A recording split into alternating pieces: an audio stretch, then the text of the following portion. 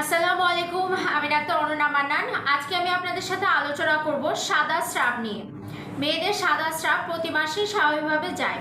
এখন আমাদের চেম্বারে অনেক মায়েরাই তাদের মেয়েদের নিয়ে আসেন এবং বলে থাকেন যে আমার মেয়ের সাদা স্রাব যাচ্ছে এবং সাদা স্রাবের কারণে মেয়ের ওজন কমে যাচ্ছে, মাথা ব্যথা হচ্ছে। এই ঘটনাগুলো কি আসলেই সত্যি? না, সাদা স্রাবের জন্য কোনো মেয়ের ওজন কমে না বা মাথা ব্যথা এটাও হয় না। সাদা স্রাবের স্বাভাবিক রং কীরকম?